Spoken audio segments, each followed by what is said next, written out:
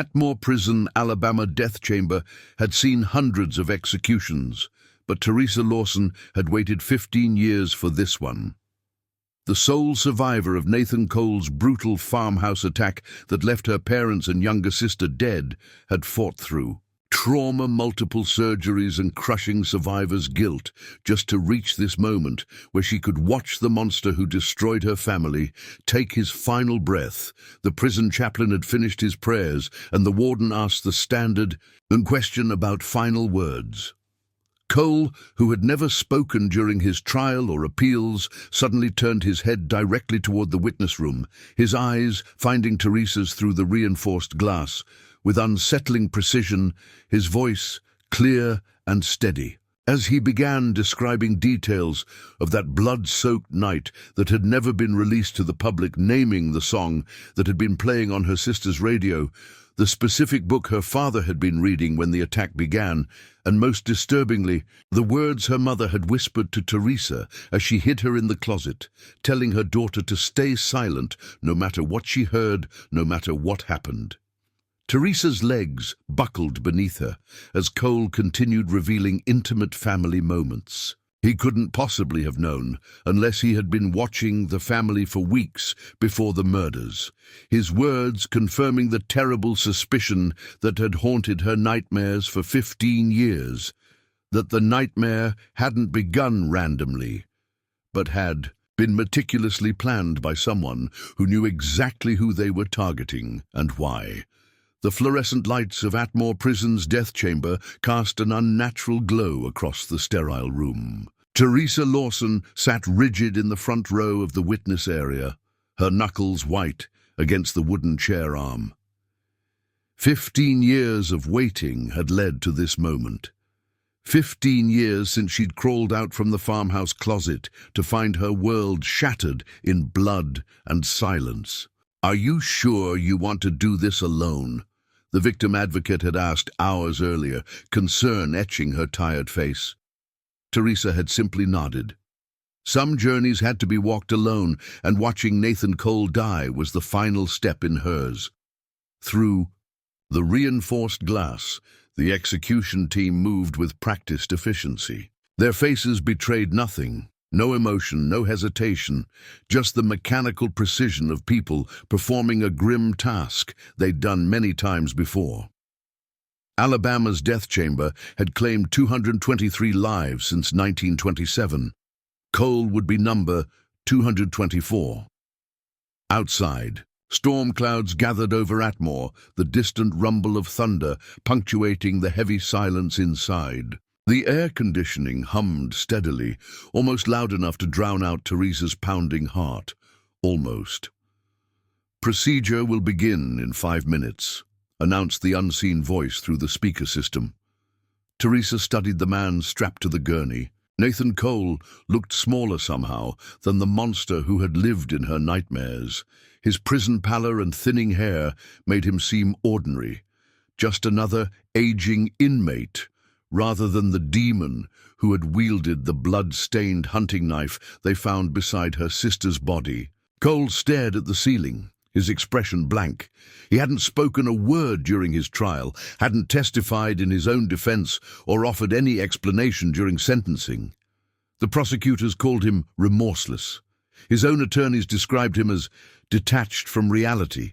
The court-appointed psychiatrists had declared him competent but noted his profound dissociative tendencies. The door to the death chamber opened as the prison chaplain entered, Bible clutched to his chest. The balding man with kind eyes bent and close to Cole, his lips moving in what Teresa assumed were prayers or final comforts. Cole didn't acknowledge him, his eyes fixed on some invisible point above. Teresa's mind drifted back to the farmhouse, to the sound of her mother's panicked breathing as she shoved Teresa into the hallway closet. "Don't make a sound, baby, no matter what you hear. No matter what happens, stay here until it's quiet." Those were the last words her mother ever spoke. Teresa had obeyed, pressing her small hands against her ears as the screams began. But no child's hands could block out those sounds. They still echoed in her dreams, still jolted her awake in sweat-soaked sheets 15 years later. The medical team entered next, 2 people in scrubs checking the IV lines that would deliver the lethal 3-drug cocktail: midazolam to sedate, vecuronium bromide to paralyze, potassium chloride to stop the heart. A clinical ending for a man who had shown no mercy to his victims. Teresa touched the scar that ran from her left ear to collarbone. Cole had thought he'd killed her too. The knife had missed her carotid artery by millimeters. A miracle, the doctors had called it. Some days it felt more like a curse, surviving when everyone else she loved had not. The warden stepped forward, a clipboard in hand. His voice carried through the speaker system. "Nathan James Cole, you have been convicted of the murders of Robert Lawson, Margaret Lawson, and Emily Lawson. You have exhausted all appeals. The state of Alabama will now carry out the sentence of death as ordered by the circuit court." He paused, his eyes flicking toward the condemned man. "Do you have any final words?" The question hung in the air. No one expected an answer. Cole hadn't spoken during any part of the legal proceedings. Not a word of defense, explanation, or remorse in 15 years. The witness room held its collective breath. 3 journalists, 2 state officials, the district attorney who'd prosecuted the case, and Teresa. 7 pairs of eyes staring through the glass, watching a man's final moments on earth. Then Nathan Cole turned his head. His gaze swept the witness room before locking directly onto Teresa's eyes with such precision that she flinched. It was as if the glass between them had vanished. A chill crawled up her spine as his cracked lips parted. "The radio in Emily's room was playing Blackbird by the Beatles," he said, his voice surprisingly clear after years of silence. Teresa's breath caught in her throat. No one had ever mentioned what music had been playing that night. Your father was reading The Old Man and the Sea.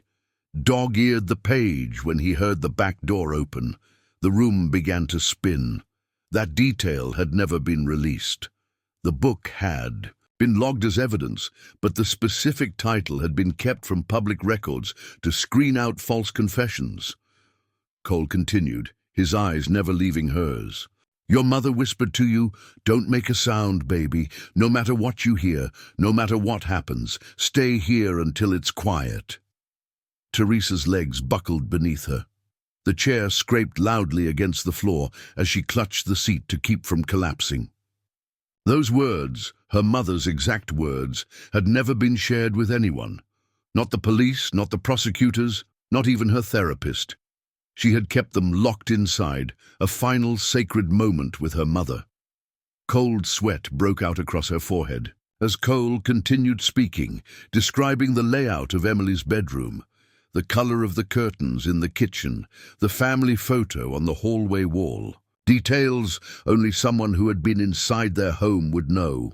"I watched your family for 6 weeks before that night," Cole said, his voice devoid of emotion. "I saw your routines, your dinner times, when your father checked the locks."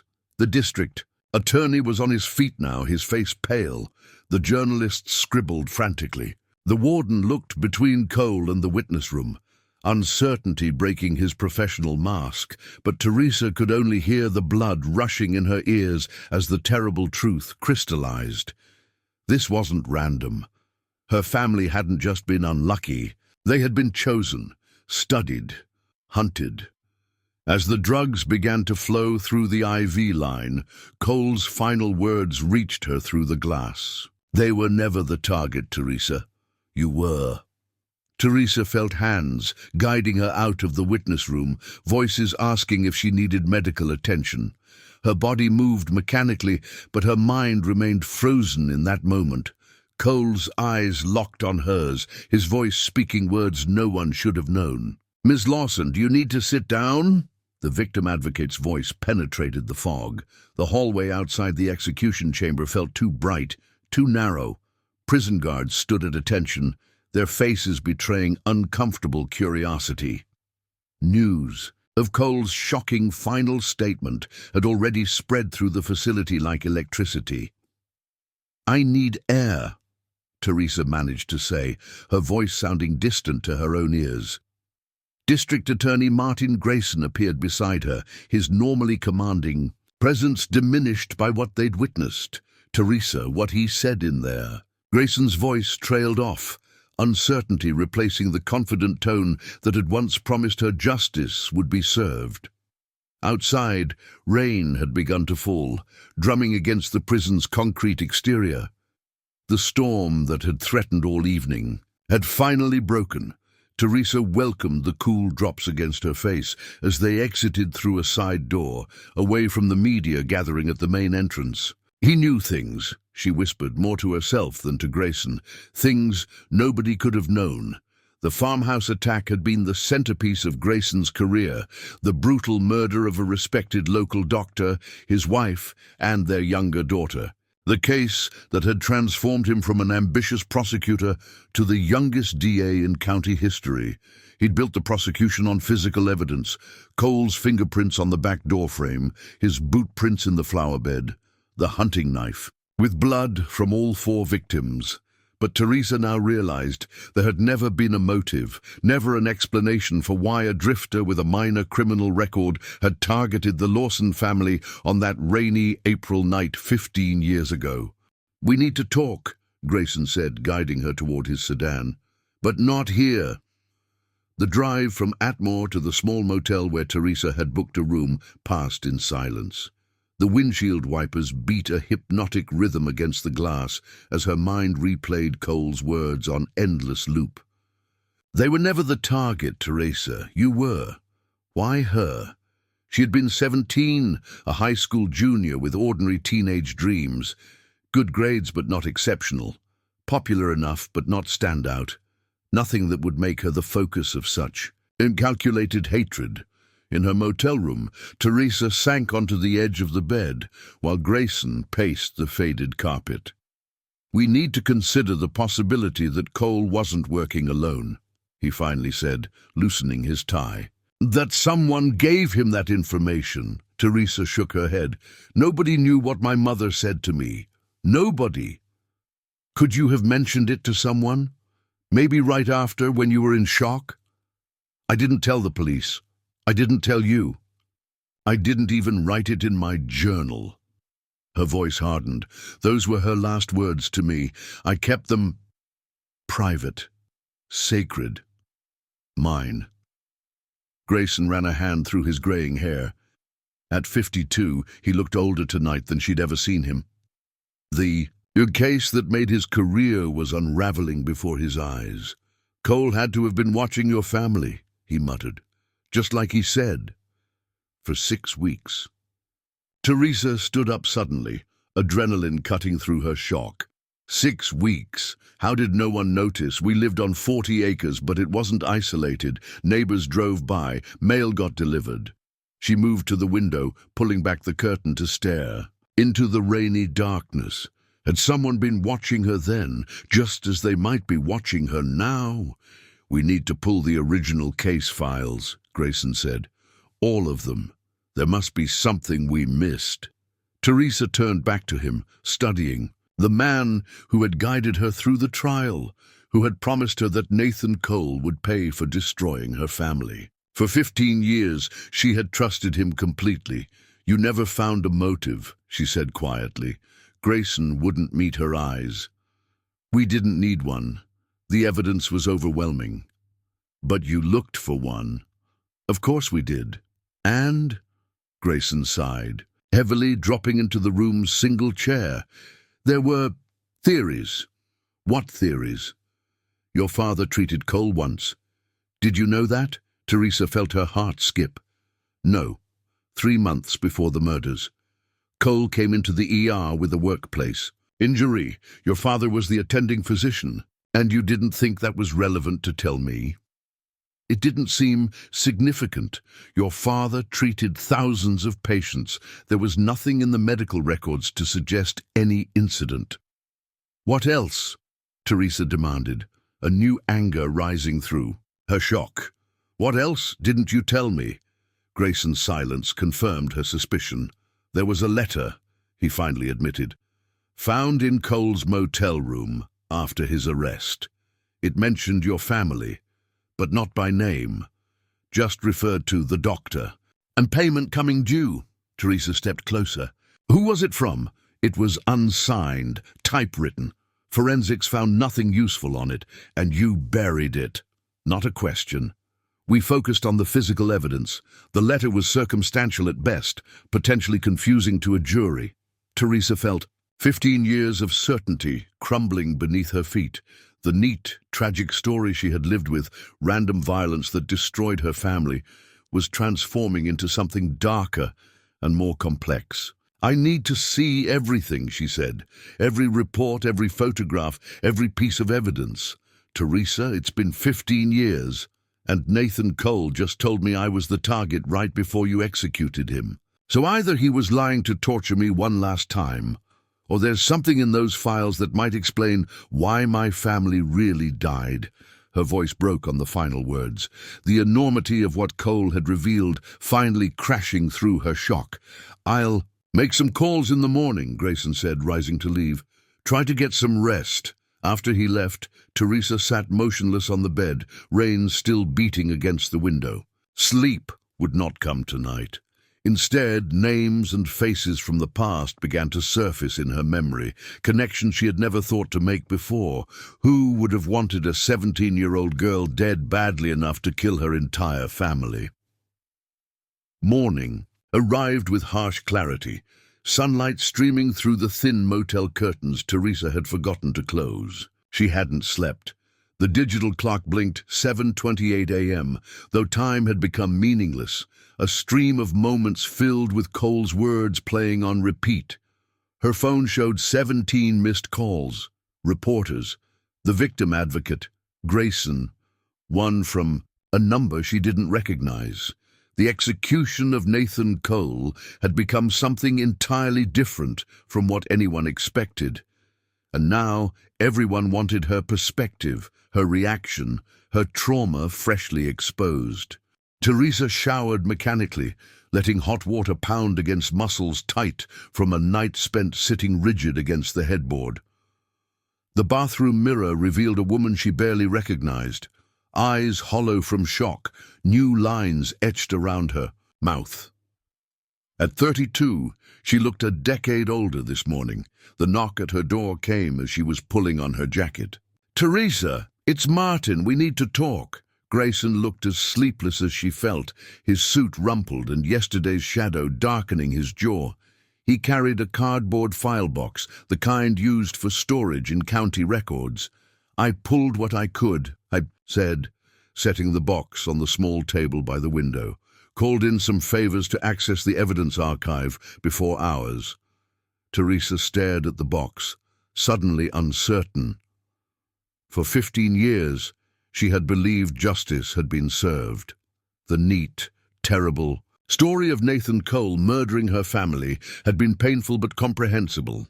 Now that fragile construction was collapsing, and whatever lay in this box might destroy what remained of her understanding. "Have you looked at it?" she asked. Grayson shook his head. "Not yet. I came straight here." Teresa removed the lid. Inside lay the physical remains of the worst night of her life, categorized and labeled, crime scene photographs in manila envelopes, evidence bags containing items she remembered from trial exhibits, interview transcripts, medical reports, including her own from the hospital where she'd spent weeks recovering from Cole's attack. Her hands trembled as she lifted the first envelope of photographs. "You don't have to do this," Grayson said. "Let me go through it first." "No." Her voice strengthened. "I need to see everything." The photographs were as brutal as she remembered. Clinical shots of the farmhouse exterior, the broken back door lock, blood spatter patterns on the kitchen walls, and then the bodies.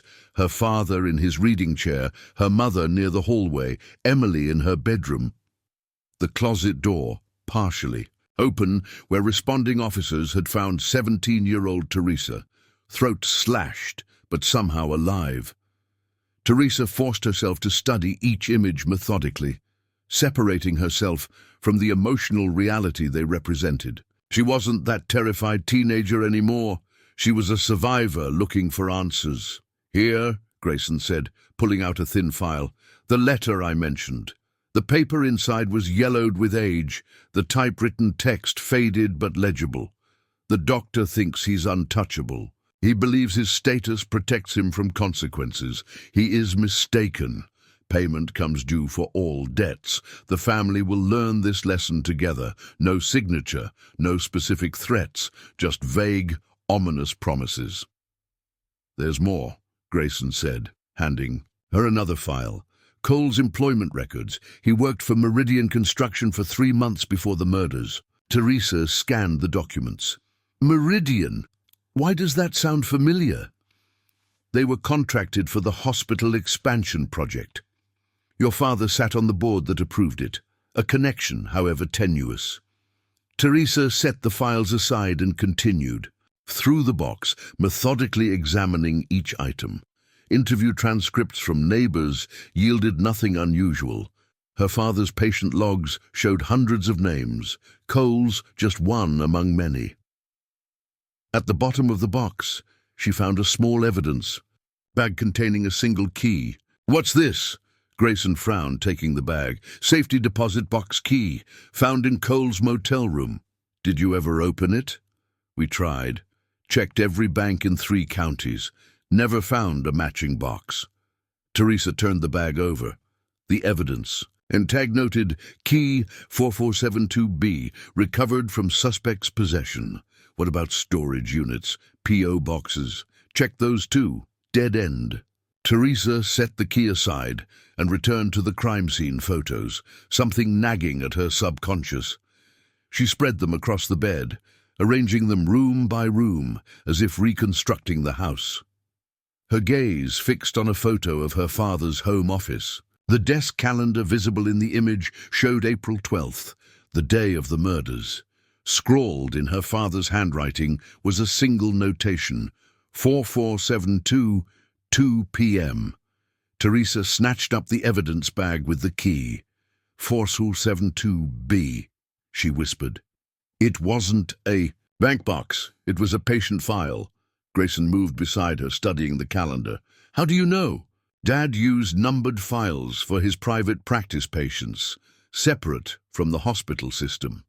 Teresa's words came faster as connections formed. When he treated someone he knew personally or cases with sensitive information.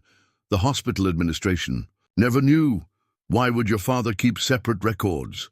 Patient privacy, he always said, but maybe there was more to it. Teresa picked up the employment records again. Cole worked for Meridian Construction, the hospital expansion project. What if he was injured on that job? Grayson's expression shifted as he followed her reasoning. "And your father treated him and kept private records about it." Teresa held up the key, records that Cole had access to somehow. But where would these records be kept? Teresa closed her eyes, reaching back through 15 years of memories. Her father's careful habits, his insistence on confidentiality. "The lake house," she said suddenly. "Dad kept a filing cabinet there, said it was more secure than the office." The lake house, a small cabin her father had purchased when she was 12.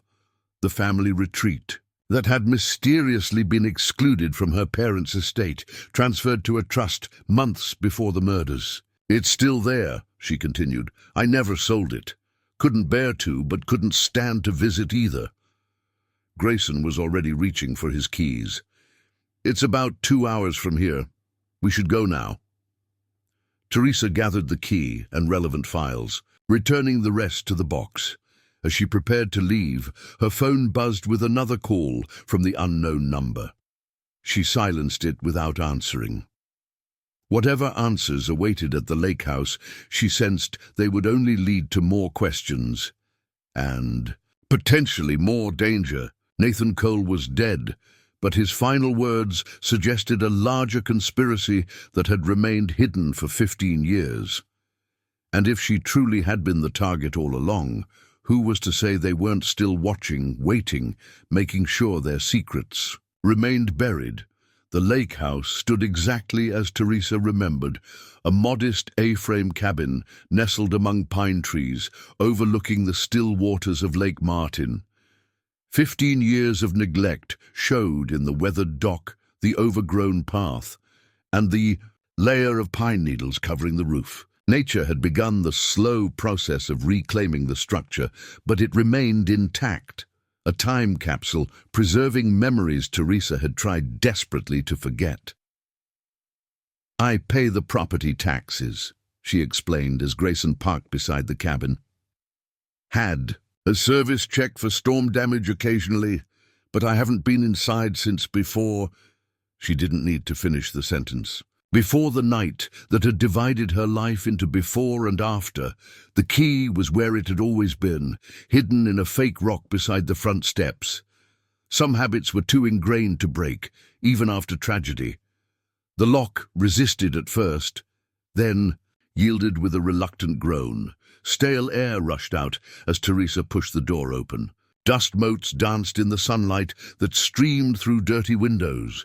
The furniture sat draped in white sheets, like patient ghosts that had been waiting for her return. "The filing cabinet was in Dad's study," she said, moving with hesitant steps across the living room. Everything remained frozen in time. Her mother's collection of bird figurines still lined the mantel. A faded deck of cards sat on the coffee table from the last game of rummy the family had played together. Emily's worn paperback novel lay open and face down, eternally marking a page she would never finish. The small room her father had used as a study was at the back of the cabin, overlooking the lake. Teresa paused at the doorway, struck by the profound silence. Even the sound of their footsteps seemed swallowed by the weight of abandoned memories. The filing cabinet stood in the corner, a heavy, old-fashioned metal unit with 4 drawers. Each had a different lock. 72B, Grayson muttered, examining the key they'd found among Cole's possessions. "Second drawer, I'm guessing." Teresa inserted the key into the second drawer's lock. It turned easily, as if recently used and well-maintained. The drawer slid open with surprising smoothness, revealing dozens of hanging files, each bearing a number instead of a name. "Patient confidentiality," Teresa explained, noting Grayson's raised eyebrow. Dad was almost obsessive about it. She thumbed through the files until she reached 4472. The folder was thin compared to others, containing only a few pages. "Nathan Cole," she read from the intake form. "Admitted March 3rd, 15 years ago. Workplace injury." The medical notes were in her father's precise handwriting. Patient presence with severe laceration to right palm. Claims injury occurred when handling building materials at Meridian construction site. Hospital expansion. Wound requires 17 sutures. Patient exhibits unusual affect, flat emotional response despite significant pain. Requests minimal anesthesia. Refuses pain medication post-procedure. "Nothing unusual there," Grayson said, reading over her shoulder. Construction injuries were common on that project. Teresa continued to the second page. A follow-up visit a week later. Wound showing signs of infection. Patient admits to removing sutures himself. When questioned about lack of aftercare, patient became agitated. Made concerning statement, "It needs to hurt. That's the agreement." Recommended psychiatric consultation. Patient refused. The third page made Teresa's breath catch. Patient returned unscheduled. Demanded private consultation. Claimed knowledge of misconduct in hospital administration related to Meridian construction. Implied safety protocols being ignored to expedite project completion. When pressed for details, patient smiled and said, "Ask your partner James where the bodies are buried." Disturbing interaction. Patient's affect alternated between threatening and dissociated. Reported concerns to hospital security. James Whitfield. "Teresa," whispered. "Dad's practice partner. The one who moved to Arizona right after the murders," Grayson added, his expression darkening. "We interviewed him by phone, but he claimed no knowledge of Cole or any threats." Teresa turned to the final page, dated April 10th, just 2 days. "Before the murders, Called security when patient appeared at my private office unscheduled. Patient left envelope containing photographs of Margaret and the girls. Clear surveillance photos taken outside their schools, the grocery store, our home. Message written on back, silence has a price. You chose who pays. Have moved family to Lake House temporarily. Meeting with James tomorrow to address patient's claims. Contacting authorities after confirming details. Teresa's hands trembled as she lowered the file. Dad was being blackmailed or threatened, and he thought James was involved somehow. But why would Cole target your father over construction safety violations? Grayson frowned. That seems extreme, even for someone unstable. It wasn't about safety violations, Teresa said slowly, the pieces shifting in her mind. Dad wrote, "Ask where the bodies are buried." That's not just an expression. He meant it literally. She turned back to the filing cabinet, suddenly searching, with renewed purpose. "What are you looking for?" Dad kept a journal. He wrote in it every night. Her fingers moved rapidly through the hanging files. It wouldn't be in the patient section. It would be... The bottom drawer was unlocked, containing personal papers rather than medical files. Teresa dug through tax documents and property records, until she found a leather-bound journal. The final entry was dated April 11th, the day before the murders. Confronted James with evidence. The Meridian situation worse than imagined. Not just negligence, deliberate cover-up. Construction crew discovered remains during excavation for the foundation. 3 bodies. James says Meridian paid to have it handled discreetly. No police, no reports. Construction continued without delay. Hospital board would be liable if this emerged. James claims he was protecting the project, our practice, the town's future. I've given him 24 hours to contact authorities himself before I report.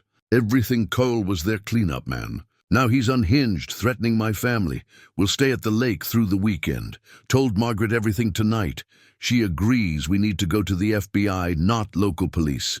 Too many connections to Meridian. Too much money involved. Meeting. With federal contact on Monday. Monday never came, Teresa thought numbly. By Sunday night, her family was dead, and she was clinging to life in an ICU. This changes everything, Grayson said, reading the final entry. Your father wasn't randomly targeted. He was silenced. And James Whitfield? Teresa asked, her voice hardening. Disappeared after giving his statement by phone. Said he was taking a position at a hospital in Phoenix. We never had reason to track him down in person. Teresa closed the journal, a cold certainty settling over her. The bodies under the hospital foundation, the cover-up. James must have hired Cole to eliminate the problem. First the bodies, then my father. But Cole said you were the target, Grayson reminded her. Not your father. Teresa stared out the window at the placid lake, her reflection ghostly in the dirty glass. I need to know what happened at that construction site, and I need to find James Whitfield. As they prepared to leave, Teresa's phone buzzed again, the same unknown number that had been calling since the execution. This time she answered. Teresa Lawson? A woman's voice, unfamiliar and tense. Yes. My name is Rebecca Whitfield. James. Whitfield's daughter. The voice hesitated. I saw the news about Nathan Cole's execution. We need to talk. My father didn't just know about the murders. He orchestrated them. The small coffee shop in Birmingham buzzed with midday activity, providing the perfect cover for a conversation no one should overhear. Teresa slid into a corner booth, Grayson taking position at a table nearby, pretending to work on his laptop, while maintaining visual contact. Rebecca Whitfield arrived exactly on time. Teresa recognized her immediately, not from any prior meeting, but from the striking resemblance to her father. The same sharp blue eyes that had looked out from framed photographs in her father's medical office 15 years ago. Thank you for meeting me, Rebecca said, sliding into the booth. Her voice carried the same tension Teresa had heard on the phone, her fingers nervously turning a paper napkin into increasingly smaller folds. At 34, Rebecca was just 2 years older than Teresa, but where trauma had hardened Teresa, giving her edges and angles, Rebecca seemed to cave inward, shoulders hunched as if perpetually bracing for impact. "You said your father orchestrated the murders of my family," Teresa said, keeping her voice low. "I need to hear exactly what you know." Rebecca glanced around the cafe, her anxiety palpable. "I didn't know anything until recently. Dad moved us to Arizona right after what happened to your family. Claimed it was a career opportunity. I was 19, starting college. I didn't question it. And now?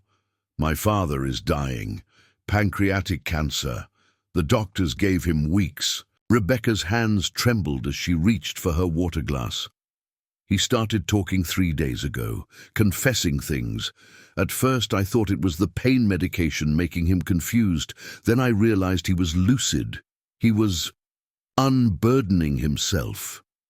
Teresa felt a strange, hollow sensation expanding in her chest. For 15 years, she had directed all her anger, all her pain toward Nathan Cole. Now, that focus was shifting toward a man she had once called Uncle James, her father's trusted partner and friend. What exactly did he confess? That he was part of something terrible at Meridian Hospital. They found bodies during the construction, 3 of them. "Old bones," he said. "Decades old." Rebecca's voice dropped even lower. "The hospital administrators and Meridian executives decided to keep it quiet. Too much money at stake. The construction was already behind schedule and over budget." Teresa thought of her father's journal. The pieces aligned with what they'd discovered at the lake house. "They hired Cole to dispose of the remains," Rebecca continued. "He was working construction there, but had a background no one looked too closely at. Dad said Cole had done cleanup work in other states, never specified what that meant." "And my father found out." Rebecca nodded.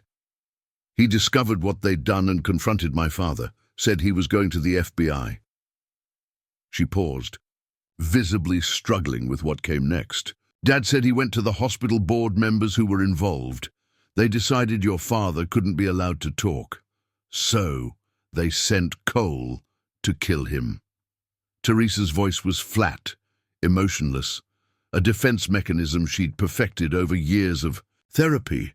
Not just him. They wanted no loose ends. Your mother knew too, and they couldn't risk. Rebecca stopped. "Couldn't risk leaving witnesses," Teresa finished. "Even teenage girls." Rebecca wiped at her eyes. "Dad claims he only agreed to scaring your father into silence. He says he never authorized murders, but he admits he connected Cole with someone from the hospital board who paid for the job." "Who?" "He won't say. Just keeps repeating that he never wanted anyone to die." Bitterness edged into Rebecca's voice. "As if that absolves him." Teresa absorbed this, her mind calculating.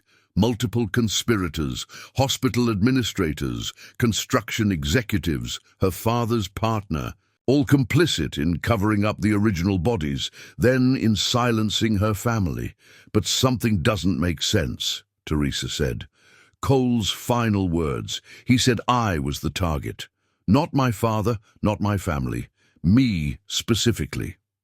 Rebecca's expression shifted, confusion replacing grief. "That's not possible. You were just a teenager. What could you have known?" "Nothing. I knew nothing about any of this." Teresa's frustration mounted. "The journal we found.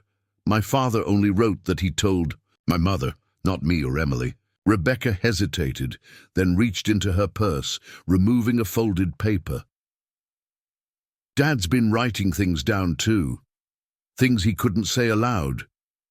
I found this in his room this morning." The paper contained shaky handwriting, the script of a dying man, trying to unburden his soul. "I told Cole where Robert and his family were hiding. The lake house. I gave him the security code. But something was wrong with Cole. He'd become obsessed, unstable. Talked about Teresa constantly. How she watched him at the construction site. How she knew what he'd done. Pure delusion. She was just a girl who occasionally visited her father at the hospital. But in Cole's mind, she had witnessed something.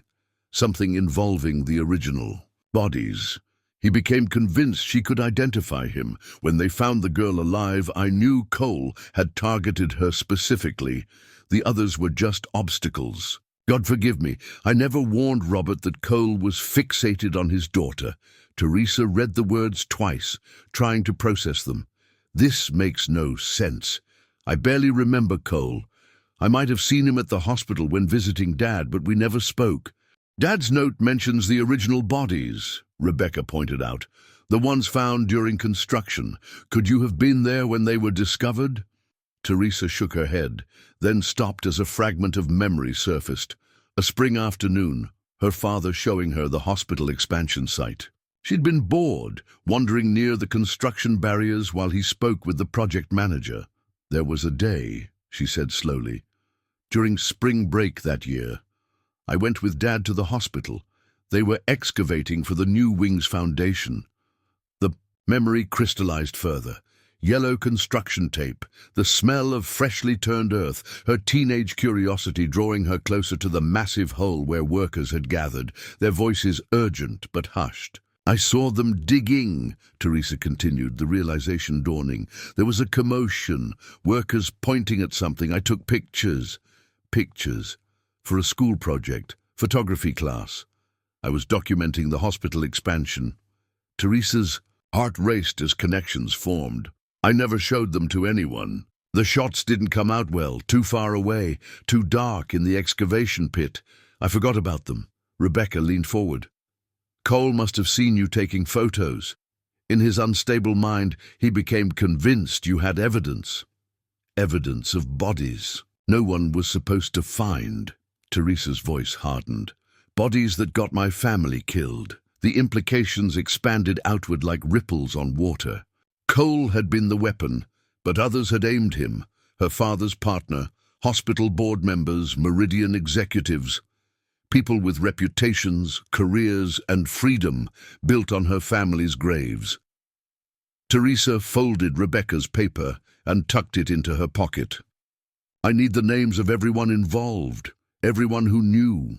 Dad keeps a secure file box in his room. The combination is his birthday. I can get you access, but... Rebecca hesitated. But what? The hospital administrator who paid Cole directly. He's still there. Chief of medicine now. If he finds out we're looking into this... Teresa thought of Cole's final revelation, the calculated terror her family had faced in their last moments. The justice she had believed in for 15 years suddenly felt hollow, incomplete. Let them come, she said, her voice low and certain. This time I'm not hiding in a closet. The Phoenix hospice facility smelled of antiseptic and approaching death. Teresa followed Rebecca through sterile hallways, past rooms where other families kept their own vigils, facing their own endings. Grayson had stayed behind at the motel, making calls to contacts at the FBI. Whatever they discovered here would need proper authorities, people untouched by 15 years of local corruption. He's been asking for morphine more frequently, Rebecca said, as they approached room 219. Sometimes he's lucid, sometimes not, but he knows he's dying and he knows what he did. Teresa had imagined this moment countless times during the overnight. Flight to Arizona, coming face to face with the man who had betrayed her father and condemned her family. In her imagination, she had been rage personified, demanding answers, perhaps even delivering justice with her own hands. Instead, she felt oddly hollow as Rebecca pushed open the door. James Whitfield barely resembled the robust, confident surgeon. Teresa remembered. Cancer had consumed him, leaving a skeletal figure drowning in white sheets, skin yellowed from liver failure. The man who had once performed delicate surgeries now couldn't hold a cup without shaking. His eyes widened when he saw Teresa, recognition and terror washing across his gaunt face. "You," he whispered, voice raspy from disuse. "Teresa Lawson." "Hello." Uncle James, the childhood name she had once called him, fell from her lips like poison. "It's been 15 years. Rebecca moved to the far corner of the room, giving them space while remaining present, a witness to whatever confession might. "Come." "You know," Whitfield said, "it wasn't a question.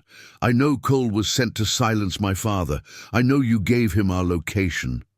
Teresa stepped closer to the bed. "I know there were bodies found at the construction site. I know my father was going to the FBI. Whitfield closed his eyes, tears seeping from beneath paper-thin lids.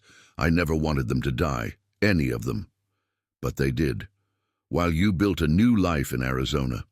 Not a life, a prison of my own making." His eyes opened, focusing on her with surprising clarity. "I see them every night. Your father, Margaret, little Emily, they stand at the foot of my bed watching." "You don't get to claim that kind of punishment," Teresa said, her voice hardening. "Not while you spent 15 years free." Whitfield's bony hand reached for the water cup on his bedside table.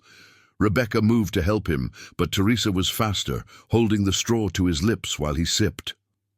"The file box," Teresa said after he finished drinking. "Rebecca says you kept records." Whitfield's gaze moved to a small safe in the corner of the room. "Protection, insurance, in case they ever came for me too." Rebecca retrieved the grey metal box, entering the combination. Inside lay folders, USB drives, and a small audio recorder. "It started with the bones," Whitfield said as Teresa examined the contents. 3 sets, a woman and 2 children, buried at least 40 years. Construction crew found them when excavating for the foundation. "And no one called police," Teresa stated flatly. Meridian was already behind schedule, over budget. The hospital expansion had federal funding with deadline penalties. Whitfield's breathing became more labored. William Morris, the hospital administrator, made the decision. Said an investigation would delay construction by months, possibly cancel the project entirely. So he covered it up. Hired Cole through Meridian's project manager. Cole had a reputation for handling problems discreetly, worked construction jobs across the southeast, but his real value was in discretion. Teresa opened a folder containing the photographs. The hospital construction site, the excavation pit, workers huddled around what appeared to be a tarp-covered shape. Where did he take the remains? Don't know. Didn't want to know. Whitfield's face contorted with pain. "Your father noticed discrepancies in the construction logs, days when work suddenly stopped, then resumed with no explanation. He started asking questions and found out about the bodies." Whitfield nodded weakly. "Robert always was too thorough, too principled. He confronted me first, thinking I might not be involved, showed me photographs one of the construction workers had secretly taken. Said he was going to the FBI, that the hospital could be built on a crime scene." Another folder contained what appeared to be meeting minutes, unofficial handwritten notes. "Emergency meeting," Whitfield continued. "Morris, myself, 2 Meridian executives, the head of the hospital board. Morris suggested paying Robert off. The Meridian executives wanted something more permanent." Teresa felt cold rage building behind her careful mask. "And you agreed?" "I abstained. Didn't vote yes, but didn't stop it either." His voice broke. "Morris hired Cole to handle the problem, just like he'd handled the bones." Teresa found a USB drive labeled Morris Cole Payment. She pocketed it for later. "But Cole wasn't just a hired hand by then, was he?" she pressed. "He'd become unstable, paranoid. Thought people were watching him. Specifically mentioned you several times." Whitfield's eyes found hers. "Said you'd been at the site taking pictures when they found the bones. That you knew what he'd done. I was taking photographs for a school project. I didn't see anything clearly." Cole didn't believe that. He became fixated, convinced you were gathering evidence. When Morris hired him to silence your father, Cole made you the primary target. Teresa thought of her sister Emily, just 14, her mother who had only known about the situation for one day before being murdered. Her father, whose only crime was refusing to participate in a cover-up. Did you warn them? She asked, her voice dangerously quiet. Did you give my father any chance to protect his family? Whitfield's silence was answer enough. He trusted you, Teresa said, each word precise and cutting. He called you his friend for 20 years. I've made my peace with God, Whitfield whispered. God may forgive you. I don't. Teresa gathered the files and storage devices. Who else is still involved? Still out there living their lives while my family rots in the ground? Morris is chief of medicine now. The hospital expansion made his career. The Meridian executives, Douglas Reeves and Peter Holcomb, both still in Atlanta. Rich men now. Whitfield's breathing grew more labored. The board chairman, Charles Emerson, became a state senator. Teresa absorbed these names, committing them to memory. And the original bodies, the ones that started everything? Whitfield's eyes had begun to glaze from increasing pain. Cole never said where he took them, but there was a detective, retired. Now, Martin Jenkins. He was paid to look the other way, file them as cold cases if they ever surfaced. He might know. Rebecca stepped forward, checking her father's vital signs. He needs rest. The nurse will be here soon. Teresa stood, clutching, the evidence that would finally reveal the full truth. 15 years of believing Nathan Cole had randomly destroyed her family, now replaced by the knowledge that powerful men had ordered their deaths, that her father's trusted partner had enabled it through silence. At the door, she paused. One more question. The night Cole came for us at the lake house, my father fought back. That wasn't in the police report, but I remember hearing it. Why didn't Cole kill me too? Whitfield's eyes had closed, but his lips moved faintly. Police response. Neighbor heard gunshots, called emergency. Cole fled when sirens approached. Came back later to collect final payment. Told Morris you were dead too. A rattling breath. Morris paid him double to disappear. When they found out you'd survived, it was too late. Cole was gone. Teresa felt a strange, twisted satisfaction. The conspiracy that had destroyed her family had also accidentally saved her life through its own incompetence. I'll make it right, Teresa, Whitfield whispered as she left. Left a full confession with my lawyer, to be delivered after I'm gone. Too late, she replied without looking back. 15 years too late. In the hallway, Rebecca touched her arm. What will you do now? Teresa's expression hardened into certainty. Find the people who paid for my family's murder, and make sure everyone knows exactly what they did.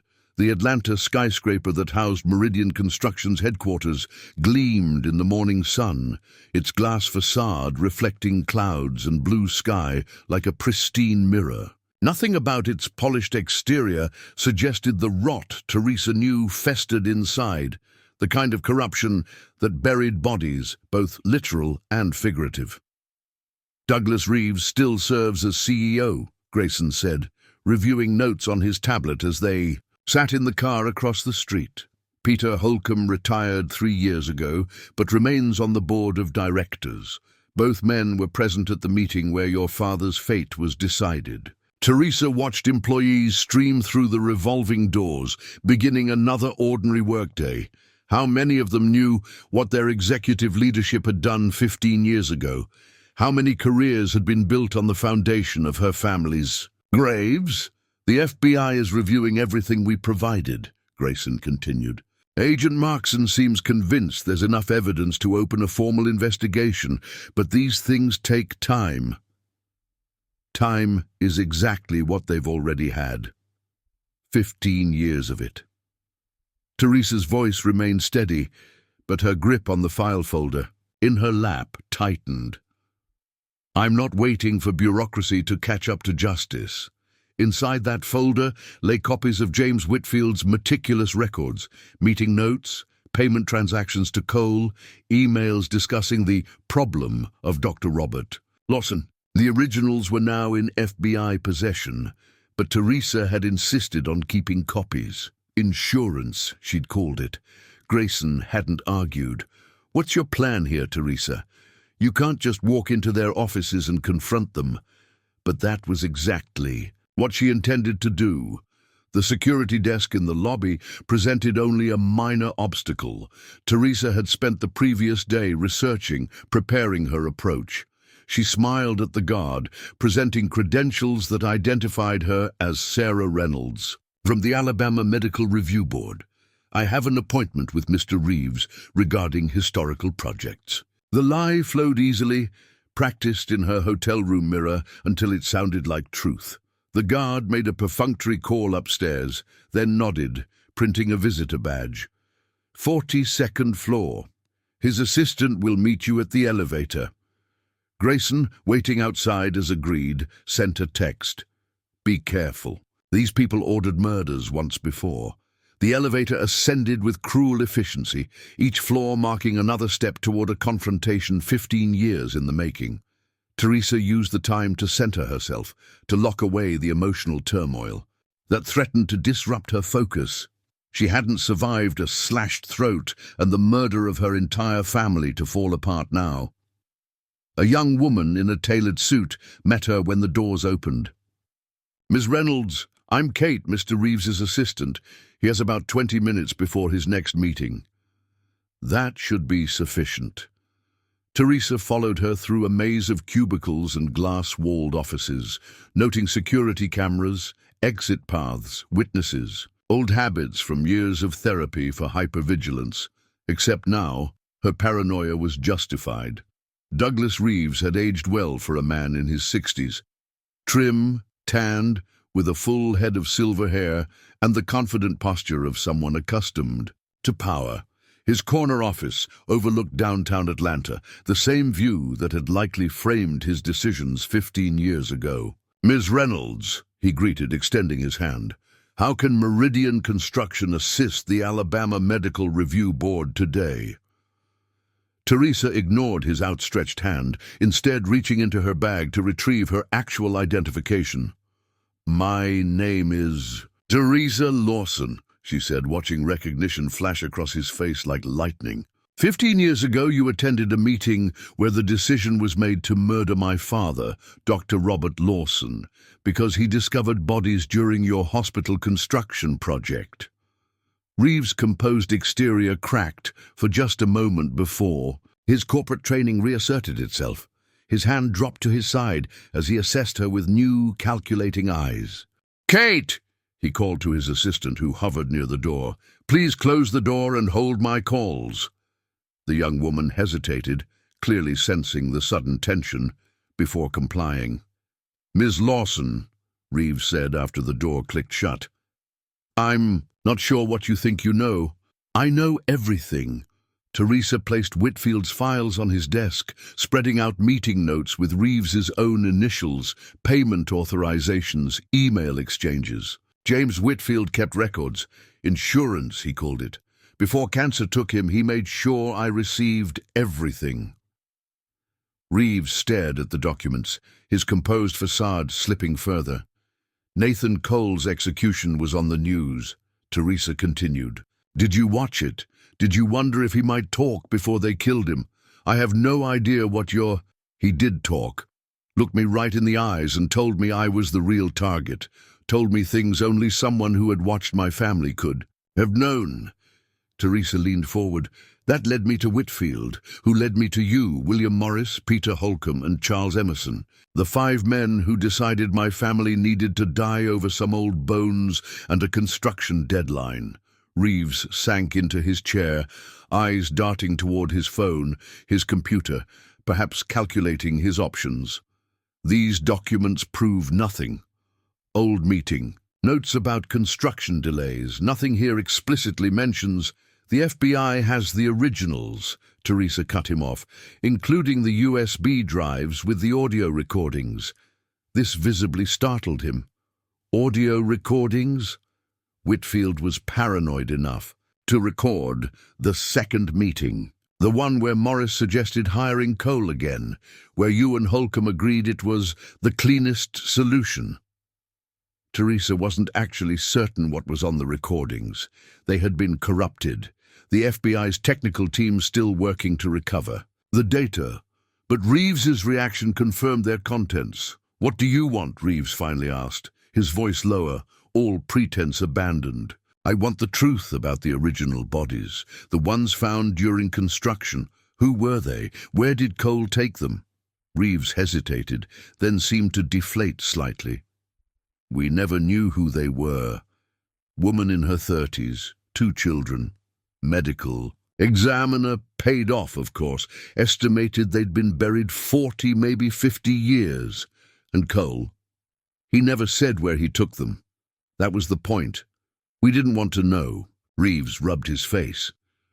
"This was supposed to be over."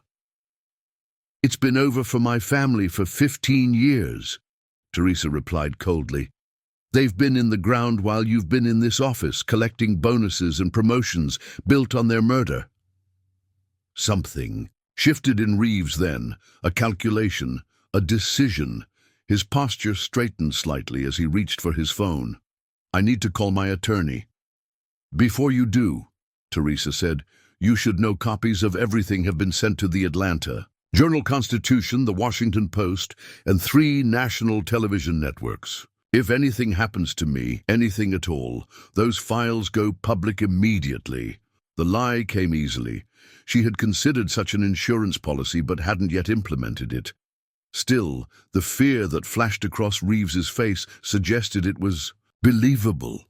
"You're making a mistake," he said, his voice hardening. "There are powerful people involved in this. People like State Senator Emerson." Teresa stood, gathering her copies, but leaving one meeting note in front of him as a reminder. "I'm going to speak with him next. Then William Morris. Then Peter Holcomb. Each of you will know that the others are being questioned. Each of you will wonder who might talk first, make a deal with prosecutors. You have no idea what you're doing," Reeves warned. Teresa leaned forward, placing her hands flat on his expensive desk. 15 years ago, you sent a killer to my house thinking you could bury the truth. You failed. I lived. And now I'm going to make sure everyone knows exactly what you did." She straightened, moving toward the door. "The FBI will be contacting you soon.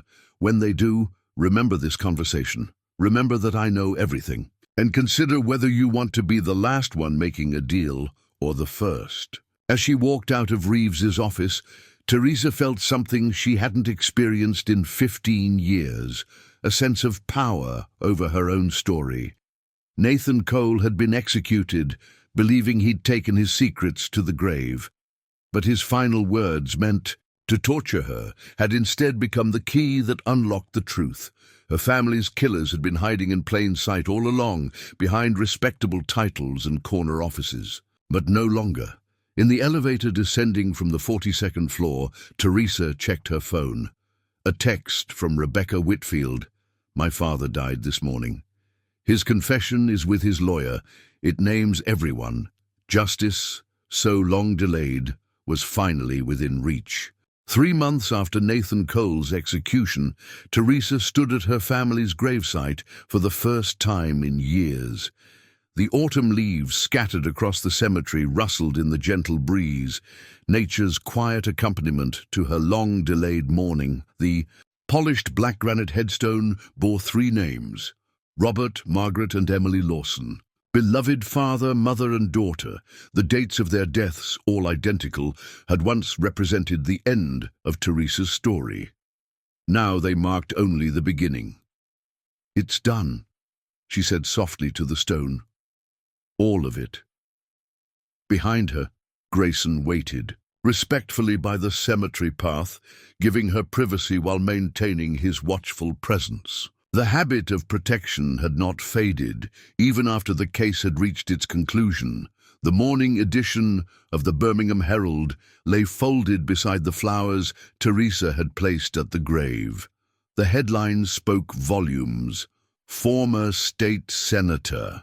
Emerson sentenced to life in prison for murder conspiracy. Charles Emerson had been the last domino to fall, but not the first. Douglas Reeves had broken within 24 hours of Teresa's visit to his office, offering testimony against the others in exchange for a reduced sentence. William Morris followed soon after, his carefully constructed reputation as a respected physician crumbling under the weight of FBI questioning. Peter Holcomb had chosen a different path, taking his own life with a handgun in his lake house garage. The day after federal agents served their search warrant, his suicide note contained a full confession, adding yet another layer of evidence to the case Teresa had helped build. The most damning evidence had come from James Whitfield's deathbed. Confession, meticulously documented by his attorney and delivered as promised. 15 years of guilt, preserved in perfect detail, meetings, payments, cover-ups, and the calculated decision to silence a doctor who had simply wanted to do the right thing.